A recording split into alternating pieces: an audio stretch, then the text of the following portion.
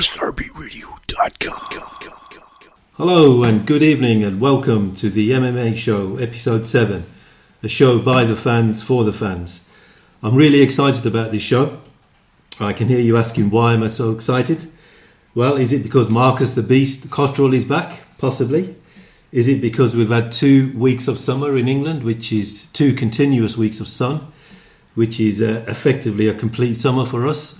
Or is it because we've got a new sponsor for the show? Well, it's all 3 actually, but we have got a new sponsor for the show. The sponsor is Hatton James Legal for all your employment and corporate law needs. So the website is hattonjameslegal.co.uk. But coming up on the show, we'll review UFC 200, 201, which only happened on the weekend. And we'll also look at some of the other cards in July. Eddie Alvarez, Rafael Dos Anjos, the Paul Daly and Douglas Lima from Bellator in London, amongst other stuff as well. So moving on to the show, and it's good evening, Mr. Cottrell. Good evening, Germ. How are you? Yeah, I'm fantastic. Yourself?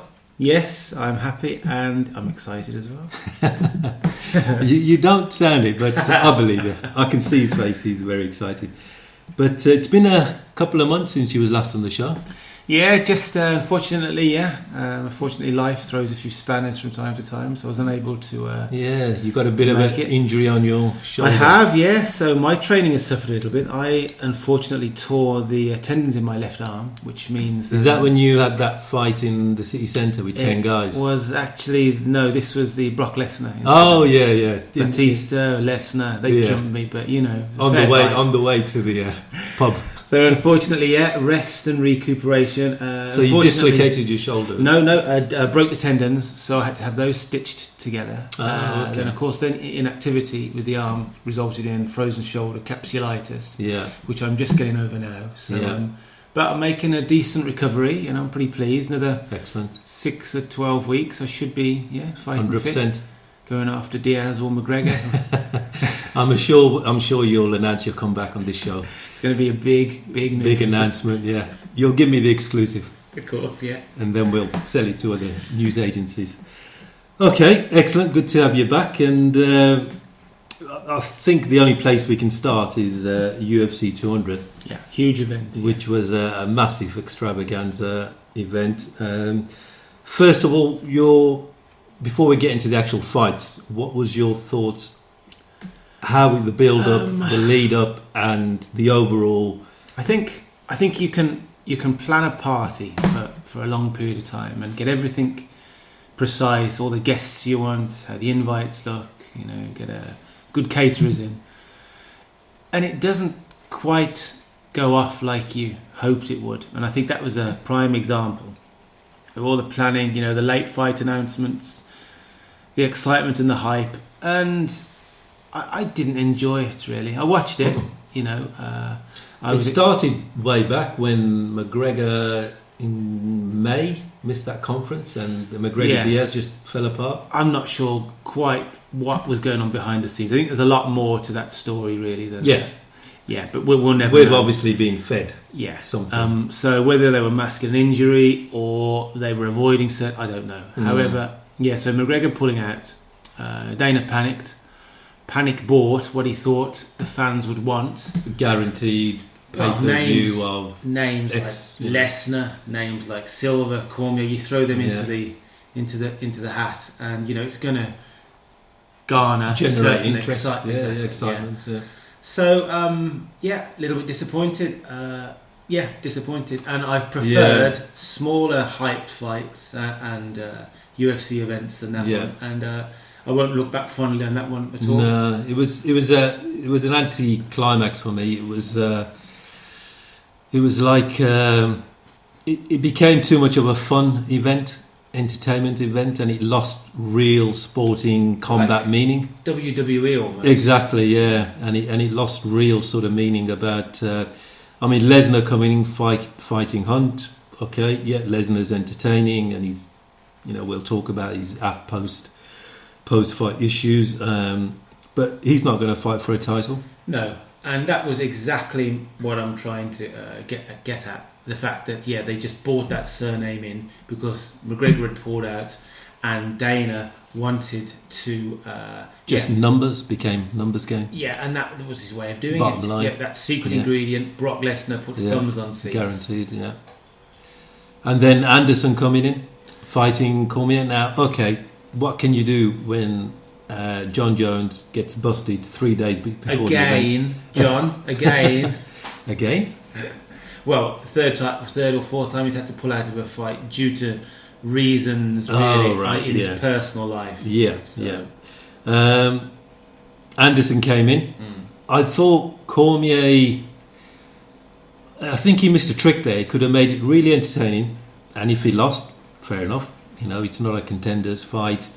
Anderson Silva's not a light heavyweight normally, but he took it cautiously, stuck to his wrestling, got him down. Well, yeah, I think they're good points. Yeah. And I think when you're fighting arguably one of the best of all time, then you stick to your bread and butter. Had he lost that, he had a lot more to lose in that fight than Anderson Silva. Silva really didn't stand a chance from the offset. Yeah. Had Anderson carved him up, levelled him, knocked him down, then his credibility, Cormier's credibility, is ruined. As simple as that. So he stuck to what he's good at, and he's an Olympic level wrestler. So he just sat on Anderson for 3 rounds, got the decision, albeit a reasonably exciting ending when Anderson kicked him with one of those sharp liver kicks. There was a bit of a flurry. Yeah, and who knows, another 2 rounds it might have been different, but ultimately, Cormier did what he had to do. It wasn't the fight he wanted. They paid Anderson an extortionate amount of money to come in as a late replacement for John Jones, but touching on what John Jones is doing, and he's just destroying his legacy. He's being remembered for the wrong reasons. I can't remember John Jones' last fight, but I can remember him on a YouTube video mouthing up at a policeman, and I can remember him making the headlines again for the wrong reasons for another failed drugs test. Yeah, I think Cormier should have just went for it and made it an entertaining fight, and if he lost, so what? But because his next fight's going to be a title defence fight. Well, who?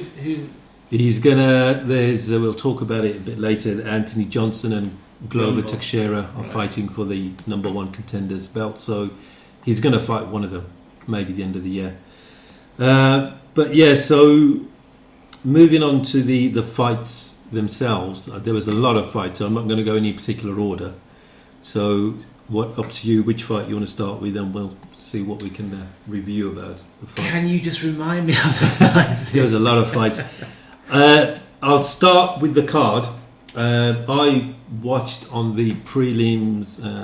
Who was there? There was Kelvin Gastelum and Johnny Hendricks. What's happened to Hendricks?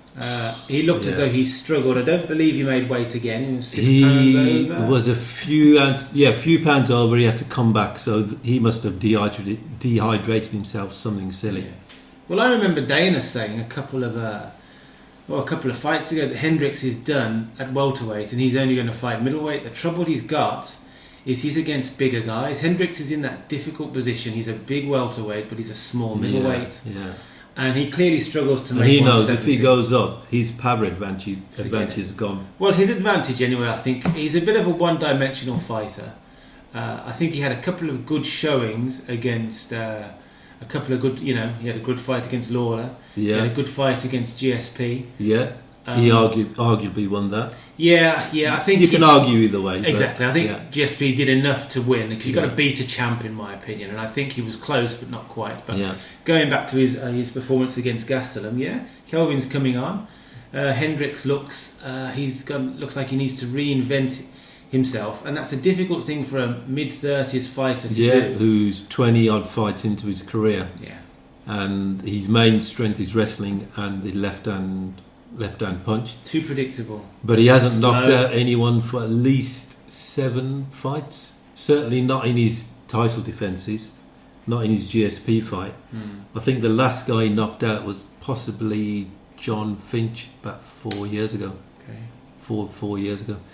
Because I think the fight before GSP was the number 1 contenders fight with Carlos Condit. Now he knocked Condit down a couple of times, but you don't knock out Condit anyway. Yeah, he's an animal. Yeah, so but he beat him quite convincingly over 3 rounds.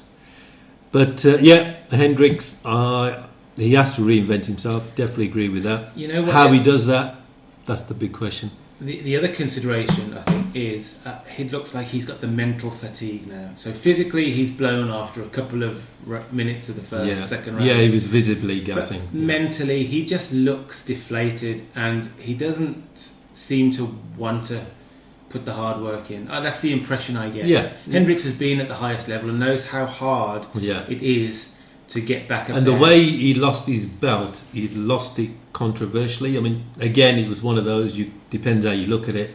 I thought he won it, but he got given to Lawler. That last round, he gave up. Yeah. He just stood there like a punching bag.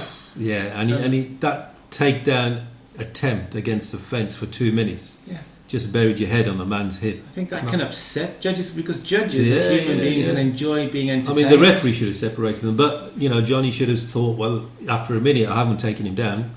Stand up, try again or something. Well, he's now in a difficult position, Hendricks, in that 2 losses. Wonderboy, took him out. Yeah. He lost to Gastelum, so they're going to give him a relatively... Wonderboy destroyed him. Yeah. Made him look very amateurish. Yeah. And so normally it's 3 strikes and you're out. So is Hendricks big enough to survive another loss? Yeah. I'm not sure he is. Not now when there's so many more interesting welterweights in that division. Well, now you've got Condit, Meyer, I think... Well, the way I see it now, Woodley's going to fight Wonderboy. Mm-hmm. Unless GSP comes in, then that will throw everything out of the water.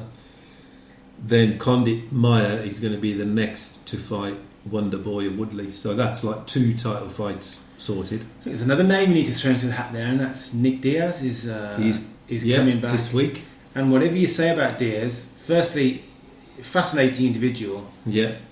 Massively researched on all the Google ratings and search inquiries. Very popular with the fans. Yeah, absolutely. And he could be a world champion. I'd like to see him against Woodley. I'd like to see him rematch Lawler.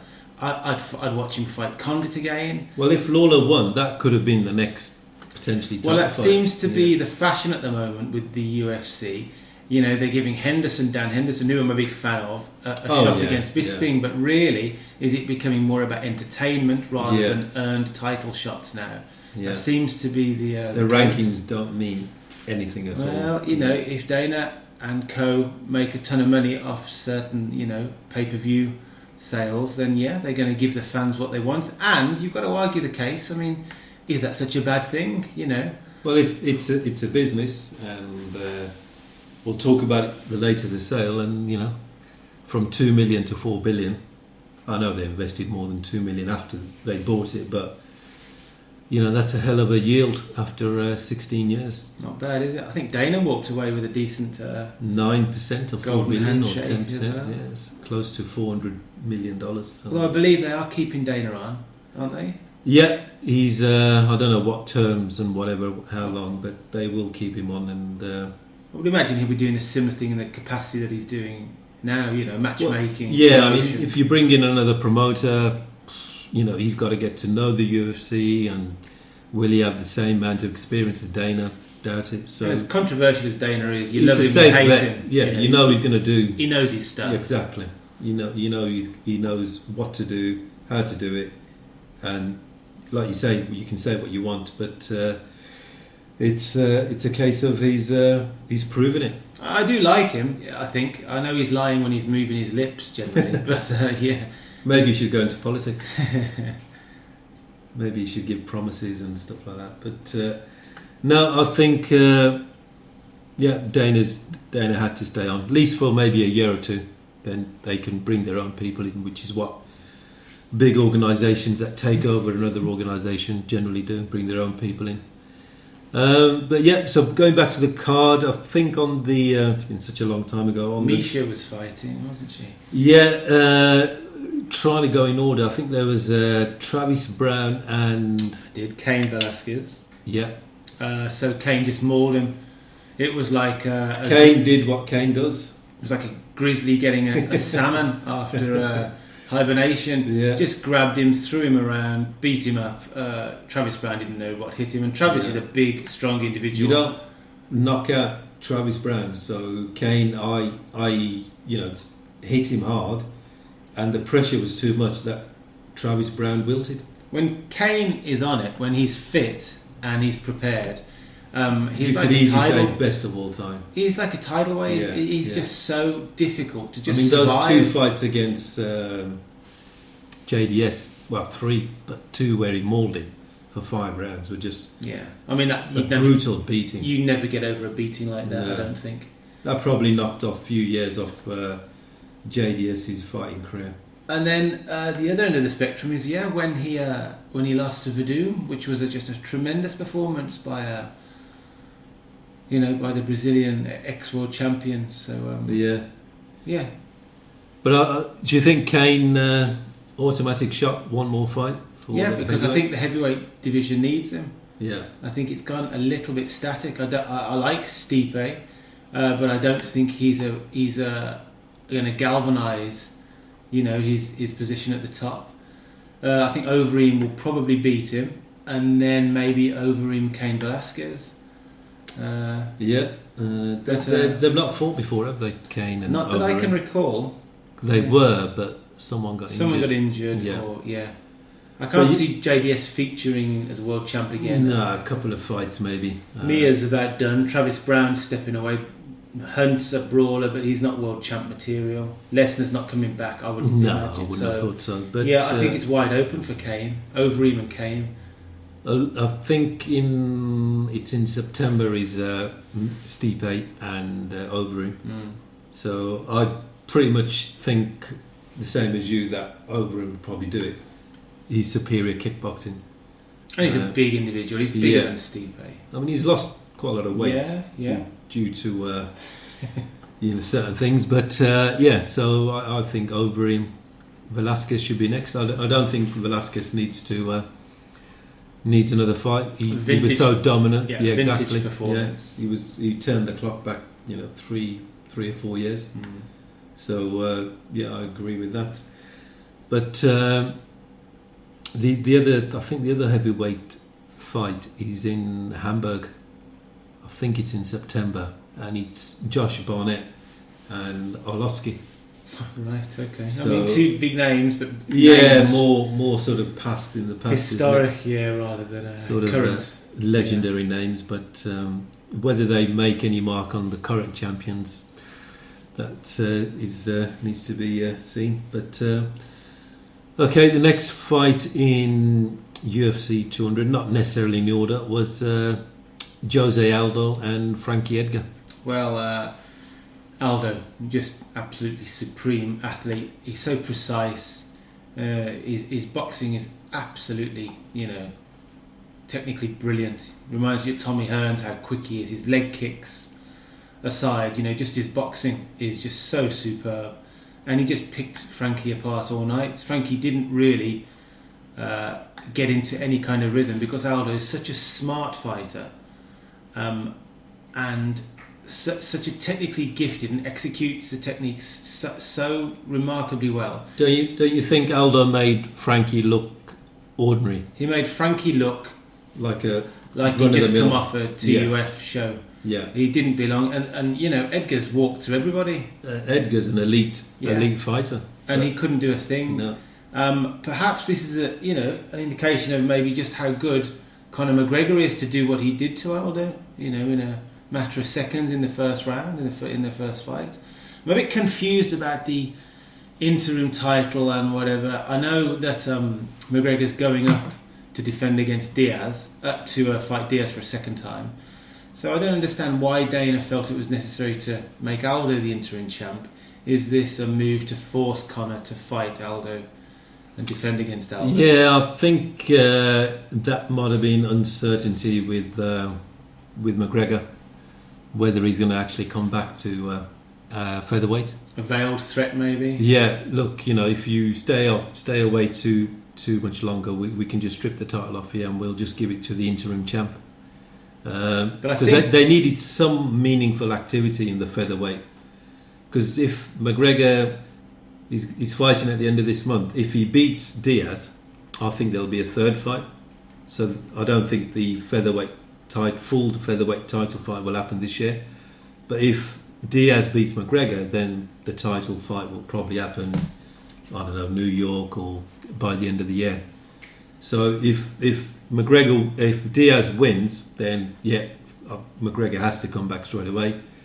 If McGregor wins, Diaz is well within his rights to say, look, give me a rematch. If McGregor, I mean, this is all conjecture, and we'll come on to this. If McGregor does win, he's in such a strong bargaining position, because I think every MMA fan would love to see Aldo and McGregor go at it again. And you're right. If he does beat Diaz, they'll want the rubber match. And imagine the money, that generates interest. So. And I think McGregor will be back in the driving seat that Dana tried to pull him out of. But I also think that Diaz coming off a full training camp is going to be such a hard challenge for McGregor. He's such a talented fighter in so many different areas. His striking is good. He's great on the ground. So I think Aldo just seemed so calm. Can't remember him being in trouble once. Focused. Focused, calm.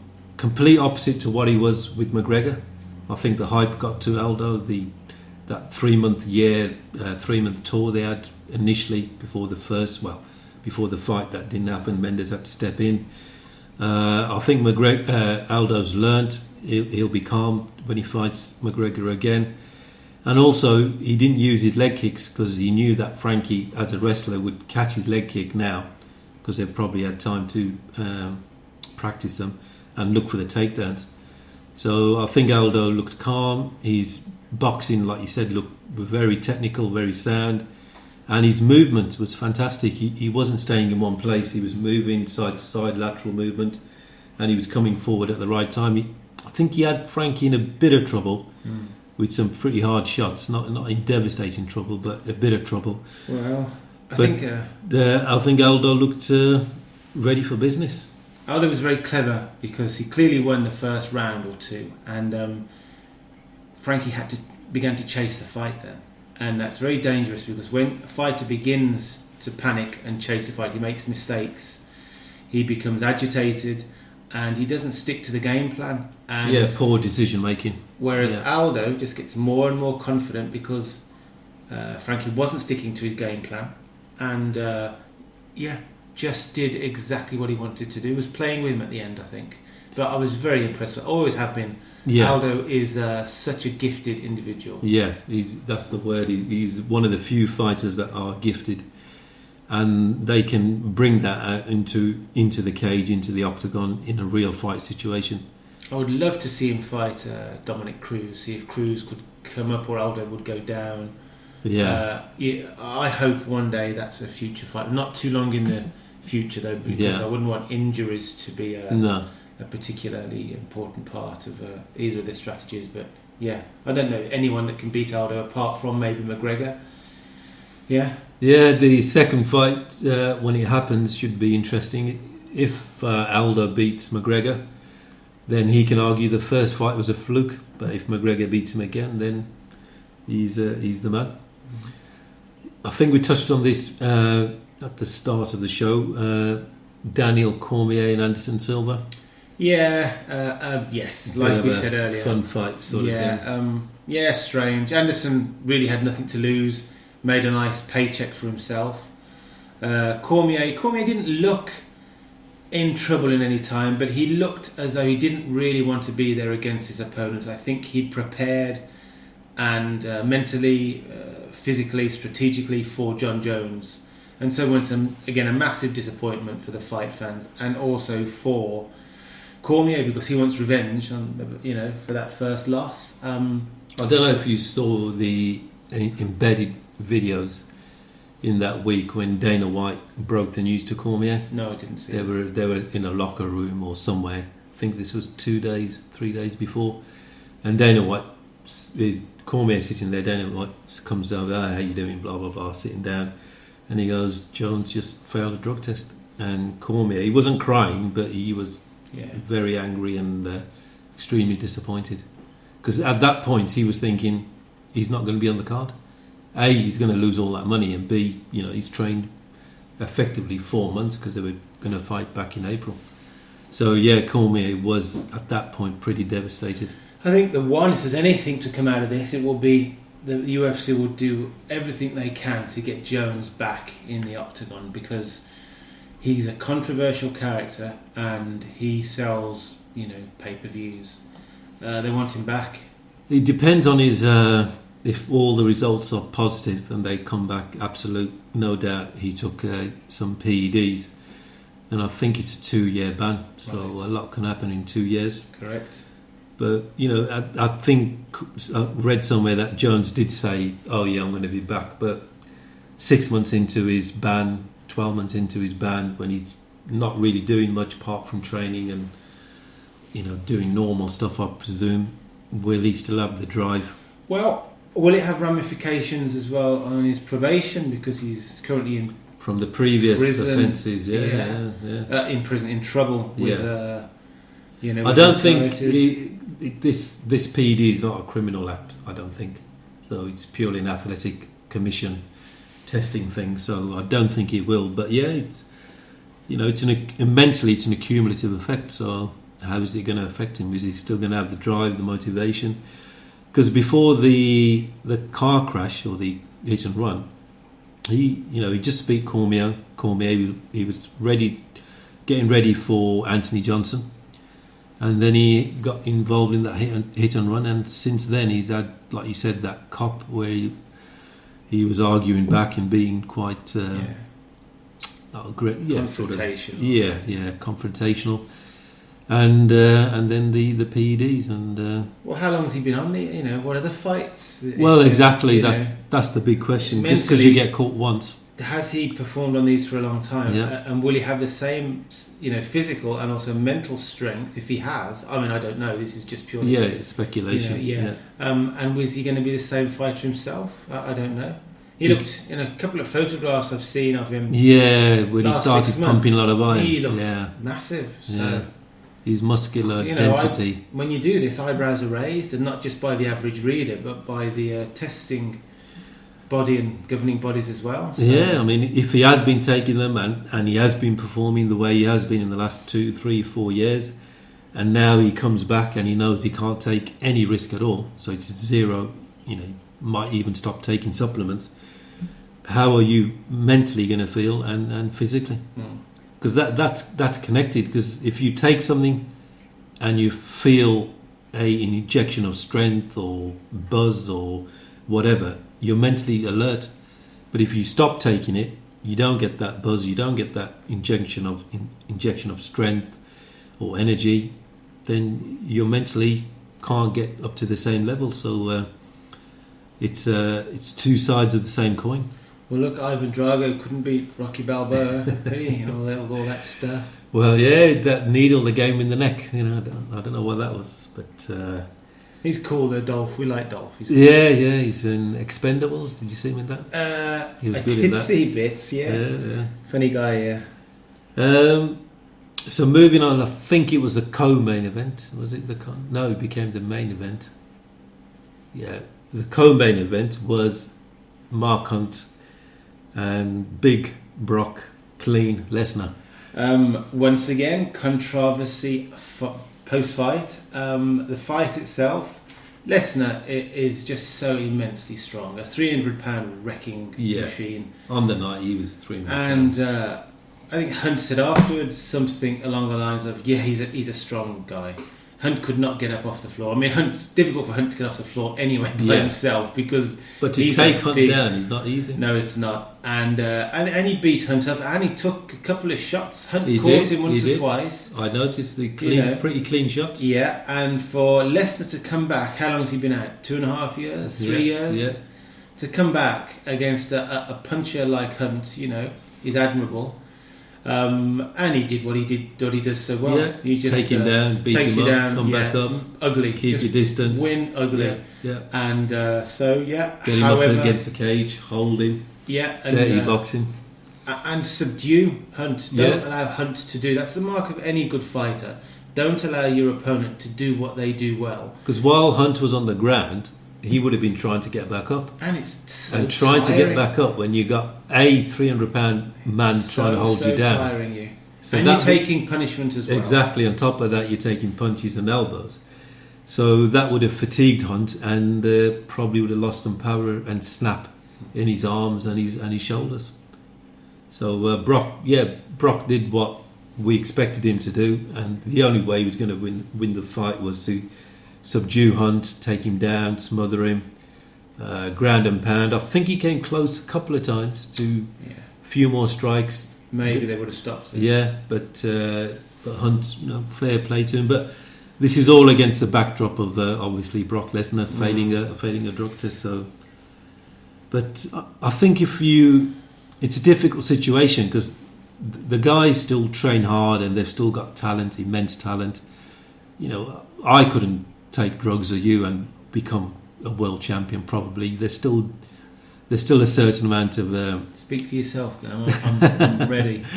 Yeah, you're ready next week to fight Nick Diaz. Yeah, I forgot. There's still a lot of training and talent involved. Yes, that PED stuff would give you an extra, 10, 20%, maybe even 5%, but at the highest level, that makes all the difference. But if you keep trying to disparage and blackmark fighters who have been caught, then, okay, how far do you go back? 5 years ago, 10 years ago, UFC 1, 2, 3, when potentially 80% were on it, so... Well, you look at the early days in Pride, where... Well, yeah. You look at the size of some of the fighters that came over... I mean, it's speculation, but you sort of put two and two together and you say, well, was that all natural? Probably not. And was this controlled by, the actual fight organisers and promotions? Yeah. Because, if everyone's taking it, they're all superhuman and it's going to make for a night of... electrifying fights. It's but Lesnar, what Lesnar does in his wrestling career clearly helps him, and so physically he has to remain immensely strong and immensely fit, and these whatever things that he has to take helps him to perform at that level. So maybe it was still in his system. Who knows? But ultimately, it's a tainted drugs test. It's and I think it was 2 tests that were tested, so there was overshadowed the result of the fight. Yeah, we're talking about it, but then we have to refer to the drugs test and so on and so forth. But did he know? And did he just want? Did the authority? Did they know and say, look, let's just sell the pay-per-views. Let's just watch the event. We'll deal with the. And maybe Lesnar thought, I'm not going to come back anyway. Yeah, exactly. So minimum amount of blowback. So he's made $3, $4, $5 million. Who knows? Yeah. UFC made another $100 million. Smart business decision. Yeah, absolutely. But I also think performance enhancing drugs. So the issue is not performance enhancing, because you can enhance your performance by a training regime, a diet, even supplements that are legal and not on the ban list. But the problem is a drug. So defining what is a drug is what organisations like USADA and WADA, that's their job to do. That's why they can have a list of, I went up to the website, 500. But some of the components or the ingredients you can actually get in something like cough medicine. But over the counter stuff. Yeah, over the counter stuff. So if you take too much of that, that'll be in your system, and you could come up a drugs sheet. Now, obviously, there is obvious steroids there, and I think John Jones got done for estrogen blockers. I believe you're right. Which you normally take when you're coming off a cycle. That's right, to mask certain things. And also, as you take testosterone, artificial testosterone, your estrogen increases, because there's some connection with testosterone and estrogen. There's been a lot of, from what I have read, there's been a few elevated readings with a few of the fighters. Yeah. And so I would imagine, the authorities, the USADA, they're not stupid people. No. They'll hear things. They'll have out of season, tests. Yeah, random turning they'll up be at your house 6 in the morning. And they'll be following certain athletes. And a big scalp like that, like Lesnar, big scalp Well, like it gives a Jones, lot of validity to their program. credibility. Yeah. Correct, yeah. You know, we're doing it right. We've got these guys. Brock Lesnar must have a good team of pharmaceutical engineers telling him, take this, match that, don't take that. But he's still got caught. So the system does work. But I think the thing about the PEDs is, yes, there is some obvious stuff you can take, and estrogen blockers seems to be an obvious one that people take, like you said, to mask.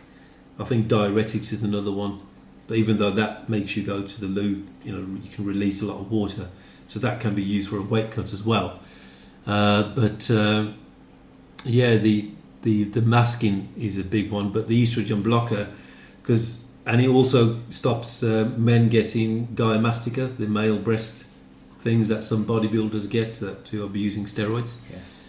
And also some boys get it when they reach puberty. Adolescence. Yeah, adolescence. Yeah, they release, obviously testosterone goes through the roof, but they can also develop gymastica as well. So it is connected to blocking estrogen will stop in symptoms of gymastica. But yeah, I don't think Brock will come back.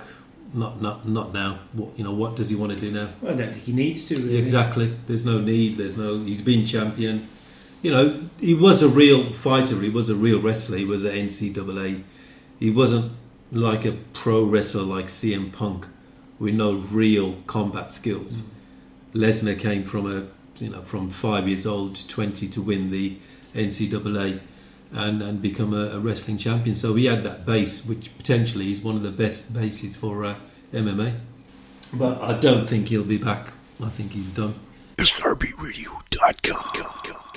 Moving on to what became the main event, which was Miesha Tate and Nunes. Horrible. Miesha cannot compete against athletes like Nunes. Nunes was like a female Cain Velasquez. She didn't let up. It was just a butchering. And I don't think Miesha, I like her. I think she's a respectful individual. She's hot. She's tough.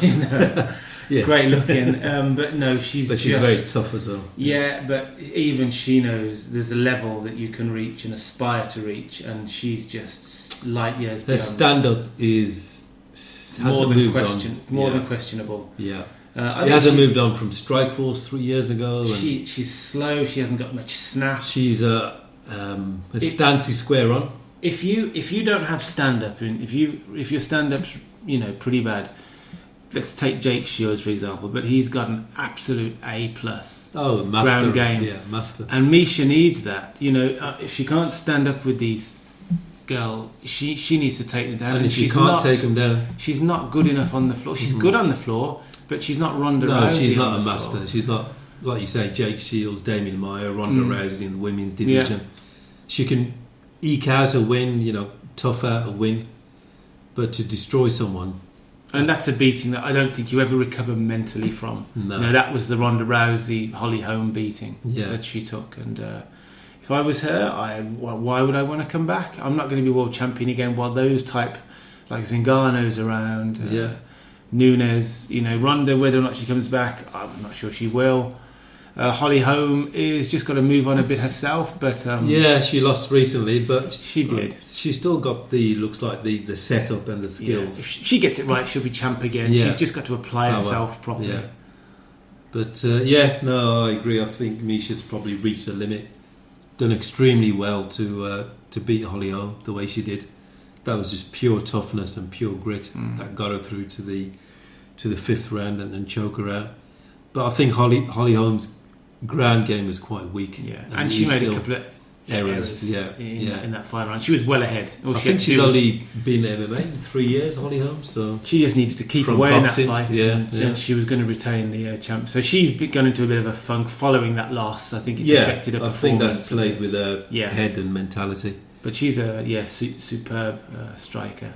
And so Miesha, I didn't enjoy watching that at all because it was so one-sided. Champion shouldn't get beat up like that. But But anyway, talking about that, another champion that got beat up was Rafael dos Anjos against Eddie Alvarez, and you've got to give so much respect to Eddie.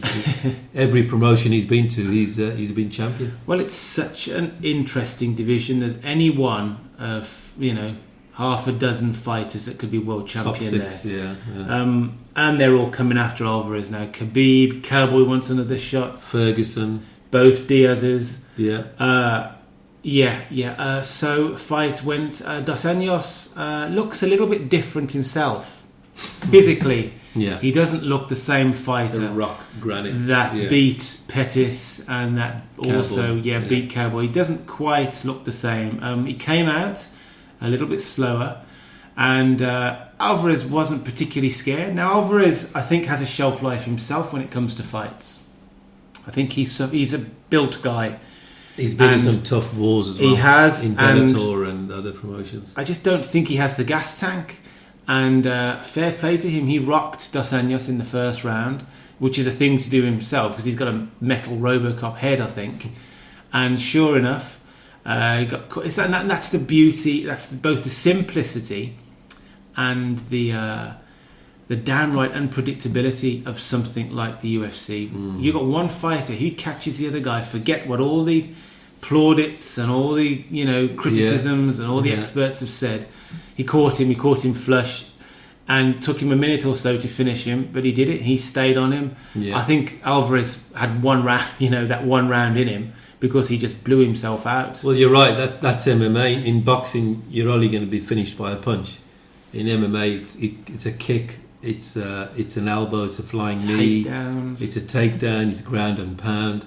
There's infinite ways to be finished, and the small gloves, one hit, and you could be champion for a year, 2 years, 3 years. But on that night, the other guy gets it right, or the other woman gets it right, and you're gone to sleep looking at the lights. I think he'll make a good champion, Alvarez, and I love it. I love the fact there's been another change of the crown, and someone else is sitting on the throne now. It's going to be interesting to see who gets the first title shot against Alvarez. Is it the Eagle? Habib saying it should be him, and I think all press reports are pointing to him. Ferguson saying he should fight Habib for the number one contender. But I think Habib will get it. I think Habib will get that. Do you think? Yeah. It'd be an interesting fight because he's a difficult guy to take down, Alvarez, but Habib is Olympic standard. Yeah, there's Sambo, Russian wrestling. Yeah, he's crazy. Superb wrestler. And he used to wrestle bears, so... Interesting sideline. You just mentioned Ferguson. He had a fantastic fight. Yes. A couple of... I can't remember the guy's Lanata. name. Yeah. What an interesting... Was that a brawl or what? What a cat that guy is. I mean, Ferguson was finished 2 times, 3 times, virtually. Such a difficult... And that guy took so much unorthodox. punishment. Yeah. What an interesting individual. I saw the interview of the other guy, and he said he got way too cocky, too arrogant, came with his hands down, and if you get hit enough, you're going to go down, and that's what happened. But great the first movement. round was one of the best. It was first take your rounds pick. I've seen. Both got caught, both went down. Ferguson was, wobbling and I've shaking. never seen Ferguson get caught like that before. But that's a good shout, Ferguson. That fight was a crazy one. So Dos Anjos, where does he go from here? A couple of there's so many good fights to be had in that division. This guise of unbeatability has been shattered. I mean, he didn't just get beaten; he got knocked apart. 2016, there's been 5 new world champions, or 4 or something. You had Bisping, you got Eddie Alvarez, you had Woodley. We'll talk about Ronda Rousey, Holly Holm. Yeah, this one Alvarez. Yeah, absolute crazy. But I'd like Alvarez. And I'd like Alvarez to stay around for a while. I'd love to see him fight Cowboy again, because I love Cowboy. I think he's a fantastic fighter, and he's got to fancy his shots to finally get a title. Yeah. But that's another conversation for another day, I guess. Absolutely. Yeah. I just want to change segment into our email segment. So we've had a couple of emails from people listening from around the world. We've got one email from John, who's got a Facebook page. It's at Technical Combat. So the Facebook page is at Technical Combat.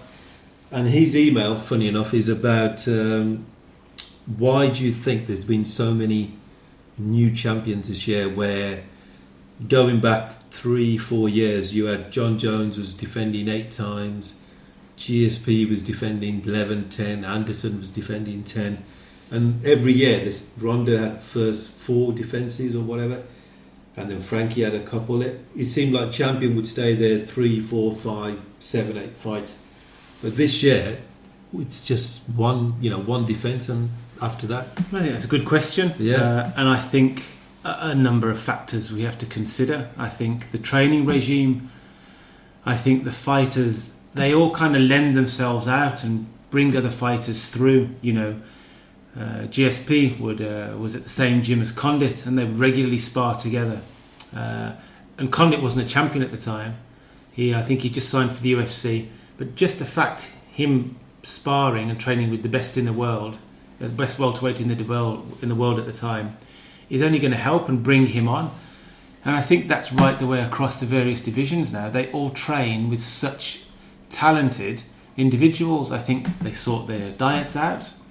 I think their mental approach, I think their strategists are good. I just think the training regime is just so more advanced, and also the facilities have come on a lot more. I think you can go to any one gym in any one of the states, and you'll train with some of the best guys, in the states or even in the world. Yeah, and I think that the gap is getting closer between champion and the guys who are contenders.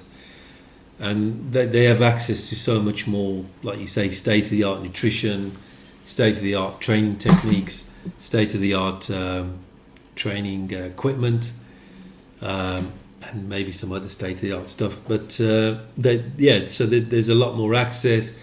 And I think with a few champions who got dethroned in the last couple of years, who were so dominant, maybe that almost cloak of fear or invincibility, that no one's invincible.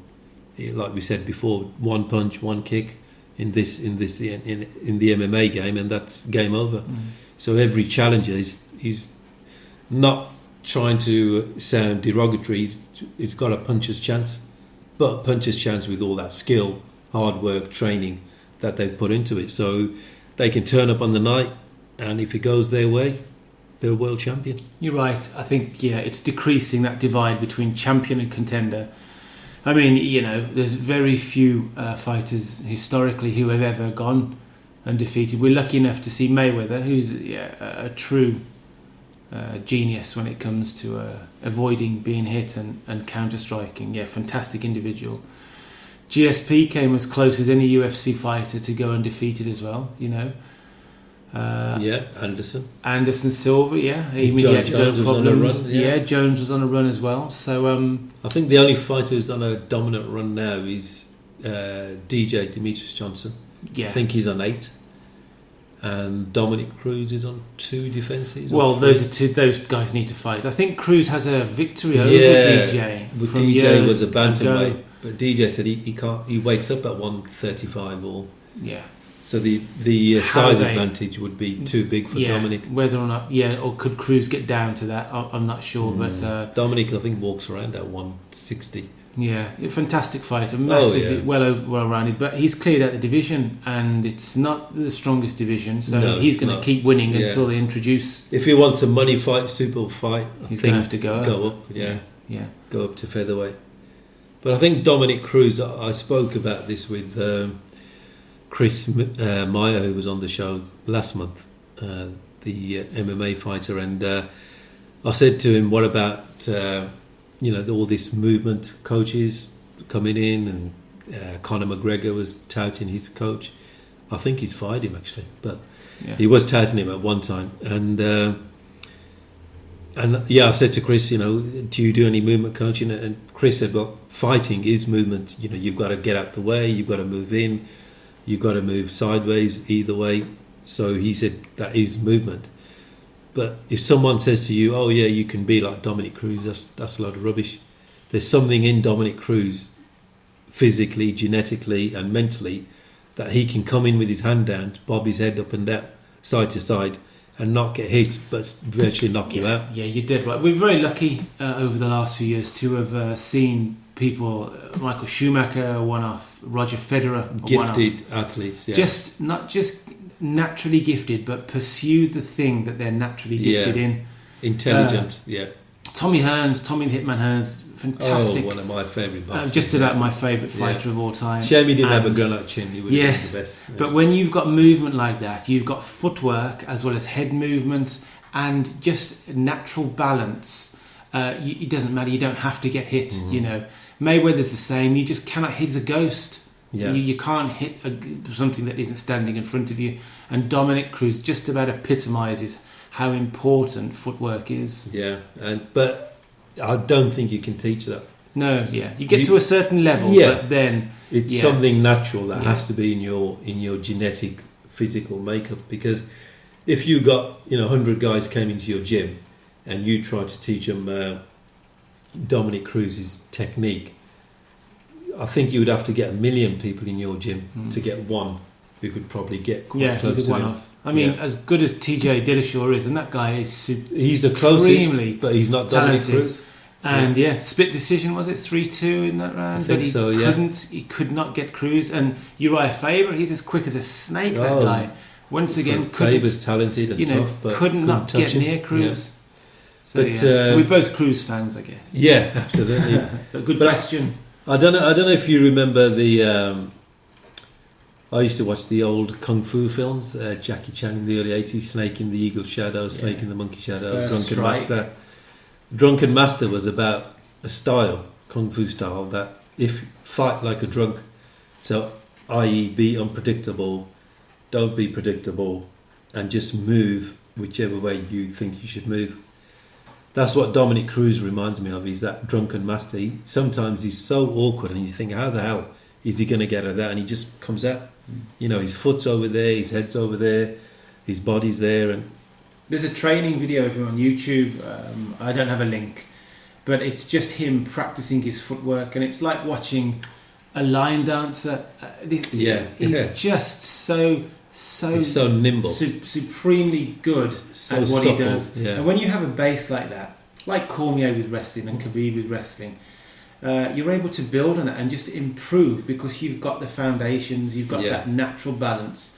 So you move on, and when you've got that, and it's not hard to get that good for somebody like him, you have time to spend on the other levels and just get better and better at the other disciplines and the other parts of being a complete fighter. Yeah, I think you could put a load of eggs in a room on the floor, and Dominic could come in dancing, and he wouldn't crack them.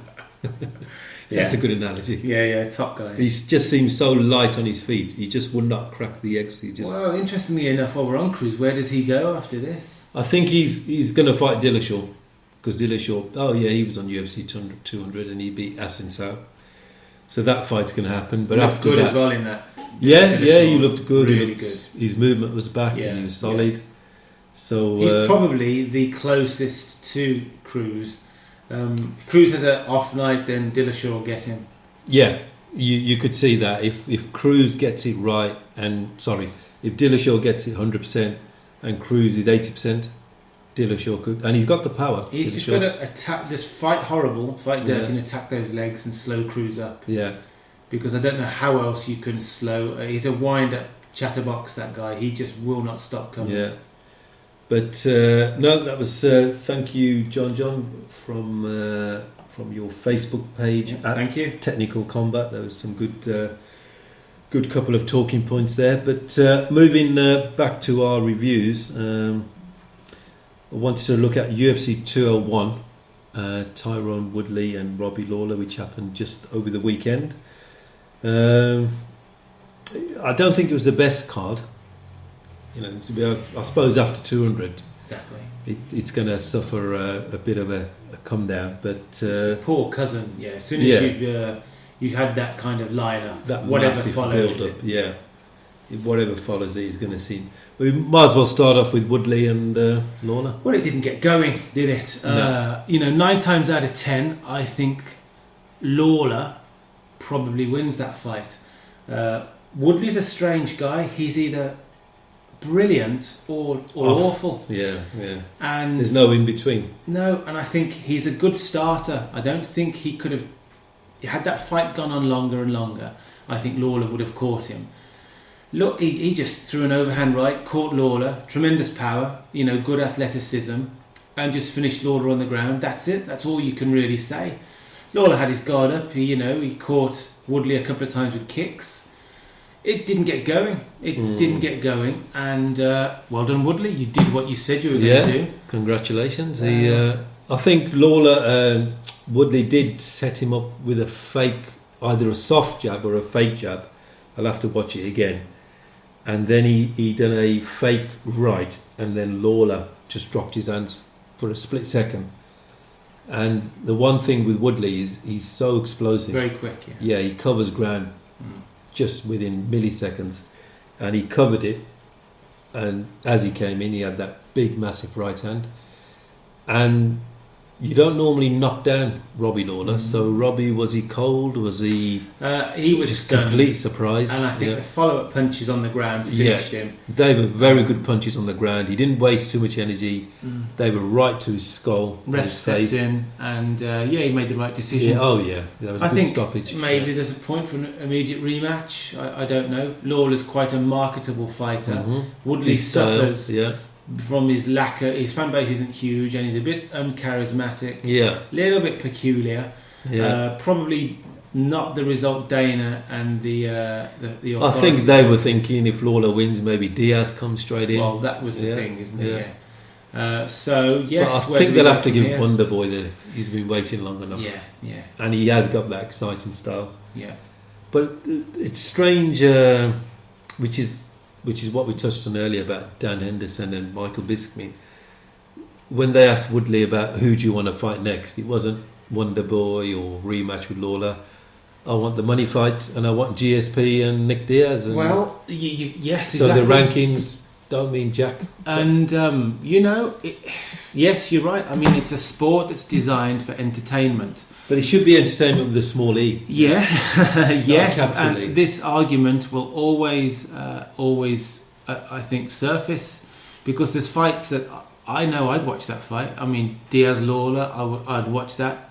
I'd watch Diaz fight Woodley.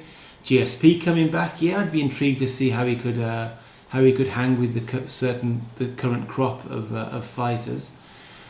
And you have to listen to the fans. If the fans aren't on side, then you haven't got a business. However, you are right in what you say. You need to take heed and listen to. You still got to give it meaning. You've got to give the championship meaning, and you've got to give the belt meaning as well. Champions after 4 or 5 defences, picking who they want. That's fair enough. You've earned the privilege. But as soon as you become champion, and in the hour later on the podium, on your press conference, you start picking. And Bisping did virtually the same thing. Start saying, "I want to fight X, Y, Z," and Bisping's gone for what's Dan ranked 13 or 12 or outside the top 10 anyway. They've got history. They both did the TUF show together. And then Dan knocked him out. And he knocked the crumbs out of him, didn't he? So, but I think you don't want to devalue the rankings too much and you don't want to devalue the belt too much. You've got to keep an eye on ratings and pay-per-views. Obviously, that's the way the business survives, but it's got to be a balance. So, but I think in boxing, when you get to Mayweather, Pacquiao level, or people like that, Canelo and Golovkin, yes, you start picking your fights and you start making money fights. But those guys went through the mandatory challenges. You're saying Woodley hasn't been there long enough to start picking if he had 3 or 4 defences, and also in boxing, because you have your promoter, then you have a governing body, WBC, WBA, IBF.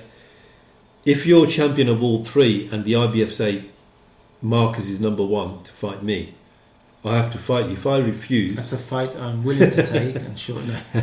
It'll only be on pay-per-view in South Birmingham, and we'll make it in the summer. But the IBF can say to you, if you don't defend your belt against me, we stripped you. And it's happened to Carl Froch. It's happened to a number of fighters. So that gives some credibility to the rankings. Okay, boxers may decide, I don't want to be IBF champion. I'm still WBA, WBC. So, Woodley calling out the money fights. Obviously, he's worked so hard. He's taken beatings and given beatings.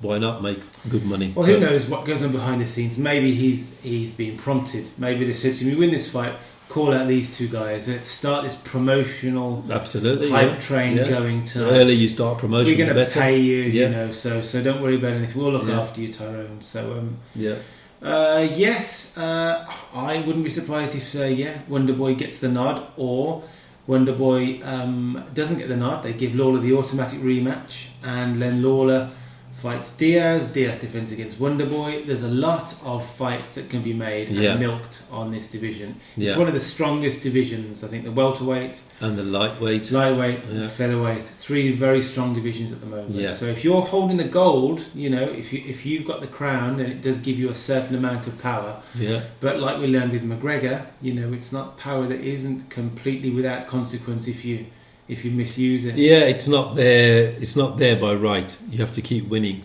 to have that power. As soon as you start losing, you're right. You keep winning, Tyrone, and you can call it. You can have whoever you want. But the other flip side to that is you've got to win in an entertaining fashion. Yeah, because bums on seats, and also you can win and be boring, and nobody wants to pay for that. You can lose, but lose in style, fire with fireworks, and they'll want to see you again. I want to see that Lanata, I think his name was. I think fight so. again. Ferguson, fantastic, So it's an interesting problem that the UFC. What do you think?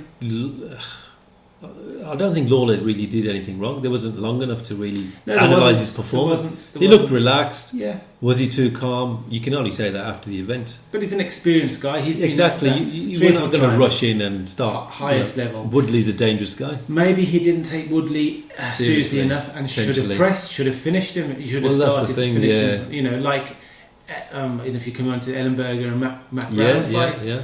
Ellenberger just opened the gate and just threw a right. Really pleased for Ellenberger. He's gone through a really hard patch, and he's had a lot of losses. He's a nice guy. Potential world champion at one point. He was, he was. He's lost the last 5 out of 6. Yeah, okay. So he was. He knocked out Martin Kaplan or Jake Shields. He went on a really good run, and he got his name Juggernaut because he was just knocking people out. And then he fought Rory McDonald, which was like a number 1 contender, and Rory just stopped him. Very smart fighter, Rory, and made Ellenberger look really bad. And Rory got some criticism, but Ellenberger got the brunt of it, and it didn't recover. He lost to Gastelman and a few others. Good to see Ellenberger back. Hopefully, it's a springboard.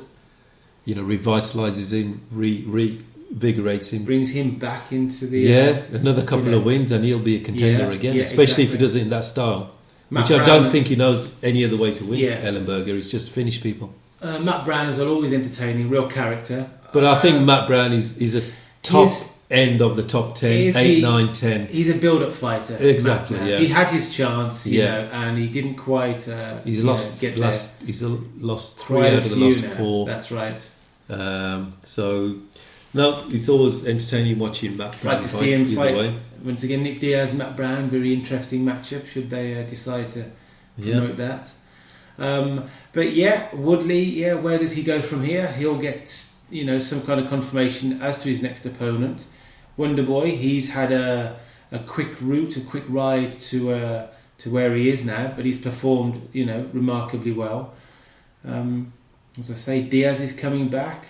We've got Condit, who's fighting Damien Meyer at the end of this month. I'm interested to see where that goes. Well, I can't see Meyer having much success standing up against Condit. No, Condit's kickboxing. Condit has a super ground game. Well, because Condit is a expert, ground game jiu-jitsu, but Damien Meyer is a master. Yeah, he's world level. Yeah, so Meyer goes up a couple of notches up. Condit, but stand up. But Damien Meyer's got a very good wrestling takedown. He's obviously adapted that and he's learnt it.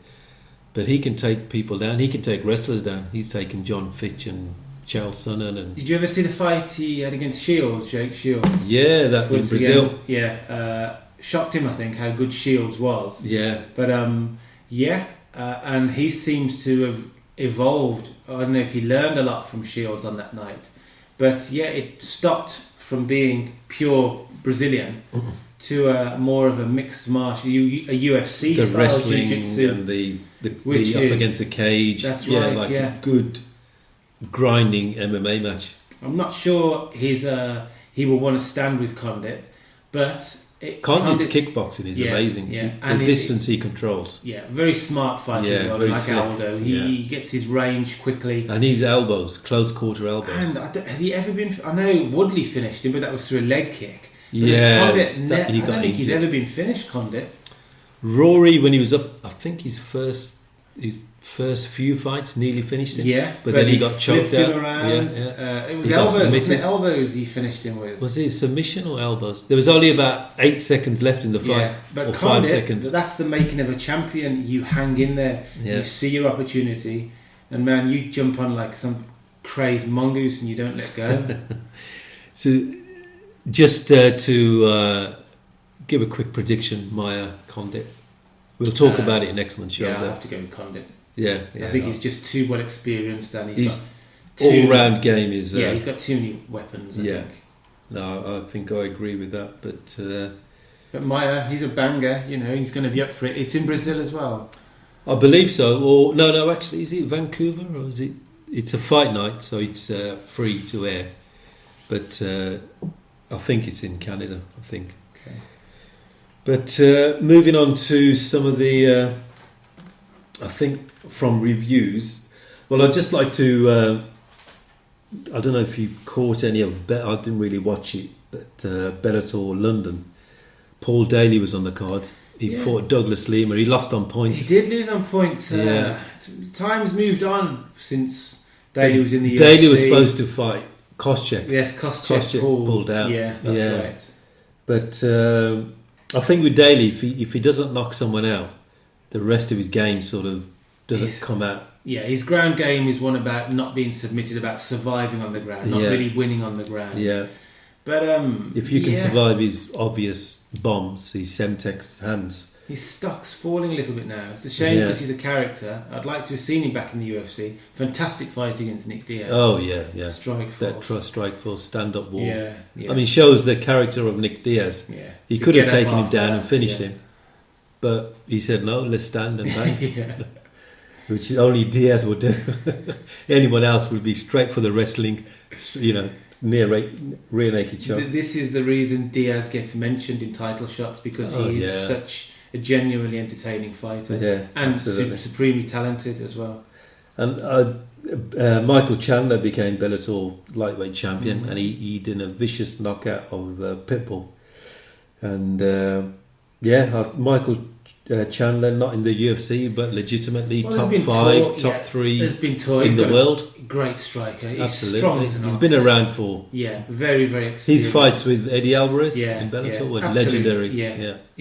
I think it was 1-on-1 or 2-on-1. I think Alvarez won 2. I could be wrong. 2-1 to Alvarez. I think. I know they both won 1 each. Yeah. I don't know if there was a rubber match. Chandler's a deserved champion, and I can see him being at the top for a while because he's so rugged. He's strong like Tim Kennedy, and he throws shots like he means to hurt you. Exactly. Take your head off. Like Tyson. But, legitimately, he's not in the UFC, but he's still top 3, pound for pound, lightweight. Well, there's always been talk of him coming over and Askren coming over, but whether or not, Yeah, Askren's a character. He's one-dimensional, but he's got enough in his game to keep winning. I don't think he's lost 11-0, 12-0. Test himself against the Eagle. That'd be a great. That'd be a wrestling seminar, wouldn't it? But he pissed off Dana. But UFC has been sold, so there's and new also, owners. they've all pissed Dana off, but they come back if there's money in it. If there's money, Dana will have you back. If there's new owners at the shop, so you can go in and buy some sweets if you want. So, but talking about the sale, moving on to the sale of the UFC, what's your thoughts on it? I'm not really sure. I mean, there was rumours for a long time. 12 months ago, 18 months ago, it was up for sale. So I believe IMG, big entertainment company, have bought it. So there was rumours at one stage there was a Chinese that's right, consortium coming in. So how diluted is it going to stay as the UFC? Are they going to introduce various new, rules and regulations just to sell more seats? Because they're in it for a business. They want some kind of huge return. They've invested a massive amount of money. They would have thought, right, we'll buy this for $4 billion today. In a 5-year plan, it's worth 6.5. But they've got to push that on. They've got to introduce new. I don't know. I don't really like. Is there any more new markets left? Well, I don't. I think it's got to be sanitised in general. Anyway, the UFC. I think it's lost its essence, which attracted me to it all those years ago. But do you think it would have went mainstream if it stayed no weight class, coming in your pyjamas, in your gi? Maybe fat not. Guy sumo wrestler against £200. Yeah, maybe not. But that was the attraction. I know. That's what hooked me, guys like me and you. But you wouldn't have got $4 billion if you stayed like that. Probably no. Yeah. And so it's $4 billion because it's on Fox. It's $4 billion because Diaz, McGregor, Ronda Rousey come on the Jimmy Kimmel show and Conan O'Brien. That's the reason it's $4 billion. Yeah, you're right. I don't think it's a bad thing. I don't think it's necessarily a good thing either. But I know what you mean. The initial attraction for guys like us, testing your absolute, your style, your exotic kung fu against that wrestler. That was the beauty. But karate versus blah, blah, blah. And you don't see that so much now because they all know jits. Well, exactly. They all box. Yeah. They all kick. They all know judo. Yeah. So. But ultimately, I suppose we'll have to just sit and wait and see what happens, see if Reebok stay, if the fighters should be rewarded more. They should. See what the problem is about bringing your own sponsors in. I know. The fighters are the most important part. The fans are the fighters. Yeah. However, the management have to control them to get the rewards that they want to get, I presume. Yeah, you're right. We don't know what it's going to look like until the next sort of 12 months, 18 months. It's going to be a while. The thing I did notice, I mostly watched the weigh-ins on the Saturday morning before the fight. And ever since I can remember watching the weigh-ins, there's always Lorenzo there, Dana. But there was no Lorenzo. Obviously, he's nothing to do with the company now. So he's gone. Yeah, but Dana was still there because he still pulls them apart and gives them the the stare down. And Buffer was there, I hope. Buffer wasn't there actually, so it was strange. He still announced all the fights, but he wasn't there in the weigh-ins, which he normally is. So I think then one of the new owners was with Dana, but they weren't. The fighters weren't shaking his hand, but they were shaking Dana's hand. But it seems strange. For so long, you've seen Lorenzo Dana, in the weigh-ins, and he wasn't there, but. Maybe he's spending his money somewhere or counting it. Well, he's got a lot to spend. So, a long time to count it. But no, I think they've done a good job overall. Yeah.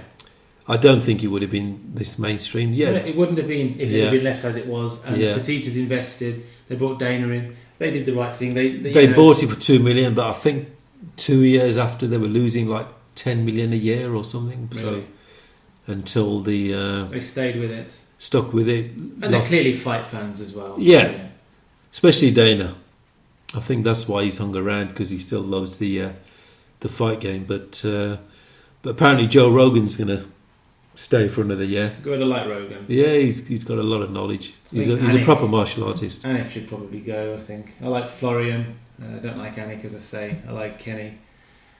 And Rogan certainly knows his stuff. Very, very accomplished martial artist himself. He's a black belt, Taekwondo, Jiu-Jitsu. Several Dans, I think, as well. Yeah. But a very, very talented guy. Analyst, yeah. But interesting to see what direction the UFC goes, what direction it can go. New markets. Russia's a big market, but I don't think there's been an event in Russia, has there? And there's not many Russian fighters on the card either. No. I would imagine there will be an influx of... They are coming through Dagestan, where Habib and the other guys. But there'll be fighters from every country now, so it's a worldwide... It's a world... Before it was when we got into it, was North American. Yeah. But now it's genuinely a worldwide sport. That's right. There's a lot of territories that are untapped yet. So. Yeah. I think their next challenges are Russia, to actually hold events in Russia. Like Maldonado versus Emilio Fedor. Fedor. Did you see that? That slugfest. Bizarre. That was called Fedor's Survival Night. Whatever happens, do not stop the fight. Or whatever happens, win. You win, Mr. Referee. You understand that. Fedor wins. But China, obviously, UFC hasn't been to mainland China. They've been to Macau, is it? Which is an island off Hong Kong, China. Yeah. So that's going to be the next money markets. China's got 1 billion people. But they have to bring Chinese fighters in. They have to bring Absolutely Russian build stars up. Yeah. I mean, so if Habib came champion, take that fight back to Russia. So we need, fighters from basically every country in the world. Mm-hmm. There's not many Australian fighters, a couple of Swedish fighters, a couple of Brits. So this is something, I'm sure it's in the business model that they've. And also the Indian market is big. That's a 1 billion plus population. It's got a strong history in wrestling as well. Yeah. So it has taken off there, but the UFC haven't been there. So it'd be interesting. It would have been interesting to see if the Chinese took it over. See what element of martial arts would they have concentrated more on that, more entertainment. Who knows? But they're businessmen as well, so they would have been there. There's nothing like Pride at the moment because it was always either Pride or UFC. Well, the Pride owner, Sakuraba,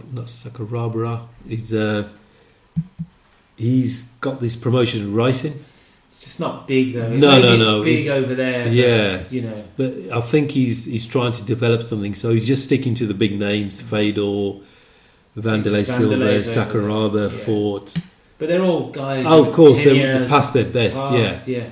But I think he's trying to build it back in Japan. Then by that 2 or 3 years, some young guys come through, genuine Japanese prospects, and then bring them over to America. So Pride could happen again with this racing promotion. But Bellator, I don't know. I thought 2 years, 3 years, got Coker in the seat might have got more impetus, but some of the legendary fights have not really lived up to it. Kimbo Slice. I also think that the fighters Ken he's signed, Shamrock. they're at the end of their career and they're more susceptible to injuries. Rampage gets injured, pulled out. Tito gets injured, pulls out. I mean, Tito and Rampage were meant to fight a while ago, but they've both been injured over various times and they've got different opponents. So it's cast-offs. The UFC, if the UFC doesn't want the fighter, they don't want them for a particular reason. Whether or not it means, they know about injuries, they know about history, they just can't fight anymore, or they just can't sell. They just can't sell fights with that. They've reached their fighter. limits or something. So they only let them go for a reason. Yeah. Their value has deteriorated to a point where they think, well. And how can you build a business like Coker's trying to do on a product that's already failing? Yeah. The Rampage is done, like I say. Tito's done, so they've earned their crust. They're just basically making retirement money now. They don't want to get hurt and beaten up themselves. No, not if they can make a couple $100,000 per fight, knowing they're better than 80% of the fighters. That's right. The run-of-the-mill fighter. Where in the UFC they're probably going below the 50% mark, where 50% of the fighters are probably better than them. But I think they've had some good signings. They've had Benson Henderson, Phil Davis. They've gone to Bellator. But I was expecting a bit more sort of the real, like, come and take Gilbert Melendez or come and take Pettis or guys in their prime or take a champion, Demetrius Johnson or John Jones or something. But I suppose you would have to pay a lot of money to break those contracts, and I don't think that's going to happen anytime soon. That was a good fight, actually. Did you see Melendez fight? Yes, it's a close fight. Barbosa is just... he's stand-up. He's like Aldo. He's so precise and quick and strong. Yeah. But Melendez... Well, he's another contender. You said in the lightweight there's 5-6 guys. That's right, yeah. We forgot about him. Yeah, so Barbosa, he's very good on the ground. He's very hard to take down and keep down. But Melendez is so tough. He just doesn't give up. Yeah. He's got that natural toughness. and he caught Barbosa. He almost knocked him down, a couple of times. Yeah. So I think Barbosa won a unanimous decision. I thought that was a bit unfair, maybe a split decision. I certainly think Melendez got one round, maybe the second round, I think. Yeah. But yeah, I love Melendez. Melendez on another day is a world champion. Yeah. Once again, such a talented and tough well, when individual. he was Strikeforce champion, he was easily the virtually top unbeatable, 2 or 3 yeah. in the world. But I think injuries have slowed him up a little bit. And coming over to the UFC, obviously the talent was slightly higher. He had a good fight with Benson Henderson, close decision. So, like you said, another night he could have been the champion. I think he had his problems. I think it was a performance. Yes, he took a before ban USADA, so he only got a year ban. Yeah, not 2 years. So he's so out of action for a year. Knocks a fighter like that. Well, he must be early 30s. Probably. Yeah, probably on. He's the been around a while. Yeah. So. But I no, like Melendez. Yes, he's a very entertaining, and tough. very nice man. He's nice. Very good friends with Nick Diaz and Nate Shields, Jake Shields. Scrap pack, I think. So they all hate Conor. Yeah. I wouldn't fancy Conor's chances with any of them. Not the 4 of them, although all at once. No, McGregor won't back down, will he? No. He's a tough dude, definitely. He's a fighter through and through. Yeah. But I think that's pretty much brings us to the end of the show, Marcus. So it's been really wonderful. Good to catch up. It's been an hour and 20 minutes, would you believe? Has it? Flown by. Yeah. Absolutely. There's been so much to talk about because of UFC 200. Yeah, we had a the lot sale of UFC, the catching up with generally the other stuff as well. So hopefully we can get together next month. So in this month, I think there's still 202's coming. Yeah, 202. I think that's August the 20th. Then the fight night is a week after that. Damian Maia and Carlos Condit. Then in September we go up to the UFC heavyweights, Miocic and Overeem. Yeah. So, and I think 205 is that New York, November, October is 204. Madison Square Garden. Yeah, MSG. This is being touted. Maybe McGregor is posting various bits. Oh, he'll be been there. Asked Yeah. So whether or not he defends against Aldo that night. But that's interesting. Who are you going to? It's obviously a historic night. So it's going to be equivalent to UFC 200 in terms of the build-up, the extravaganza, the quality of fighters, the title fights. So who would you put up there? Aldo, McGregor? Well, you get the big... Aldo McGregor's got to be there. You get the trending fighters, don't Dan you? Bisping, Michael Bisping. Well, no, that's going to be... That's going to be before. That's going to be in London. Might be a fight night. Okay. Yeah. Okay. Oh, Manchester, sorry. Yeah, okay. So all I can think of is Aldo McGregor. Incidentally, couldn't free tickets for the would be nice. Make some calls. Daniel Cormier, Anthony Johnson, or quite possibly Glover Teixeira. Gustafsson's coming back into the fold again. Yeah. Habib and Eddie Alvarez. Yeah, that'd be nice. That'd be worthy. Yeah, that'd be nice. I think there'll be 3 or 4. Travis Brown against the winner of Stipe and Overeem. There'll be 3 or 4. I think they should have 2-3 title fights. Yeah. Such in New York. Yeah. Well, they've battled for years to try and get the... Well, exactly. Did they have it and they lost the license, or did they never have the license? I'm not sure. Yeah. I know that Dana was celebrating. Yeah. Whether or not he... I've been to MSG, not for an event. Yeah. But I've been when it's I have normal been. day. No, I've just. It's by Penn Station. It's on the corner. Yeah. At the bottom of 34th I Street. don't know, but when you come down the main street, and I think Penn Station's just at the back. Yeah, it'd be good if anyone's listening. We can get tickets and VIP to the MSG. But yeah, I think that would be a very extravagant card as well. But so thank you, Marcus. This has been the MMA Show episode 7, sponsored by HattonJamesLegal.co.uk for all your employment and corporate law needs. And we hope you'll send your emails in. You can email the show at the MMA Show 7 at gmail.com. That's the MMA Show 7 at gmail.com. The Twitter handle is G the MMA Show 7. So at G the MMA Show 7. And the Facebook page, if you want to like the page, leave comments, is at Let's Talk MMA. at Let's Talk MMA. So once again, thank you for listening. Thank you for your emails. Please send them in. It's good talking about the topics that you want to talk about. And thanks a lot to Marcus. You got it, go. I'd like to also say thank you to the Fertitas for keeping all of us fans. And it's the end of an era. Yeah, I'm sure they'll go on to huge successes and enjoy the cash. But thank you, gentlemen. Yeah, absolutely. It's the UFC product has been is amazing. We look forward to fights each month. Well, it's more than each month. I remember when it was every quarter, every 3 months, every 4 months. Yeah. The old we used to watch it on Bravo. Yeah, with the gladiators, remember? The old music. So, whatever, you've got your opinions about the good and bad of Dana, the Fertitas, and, no one's perfect, but overall the product is an amazing product, and thank you. SRBRadio.com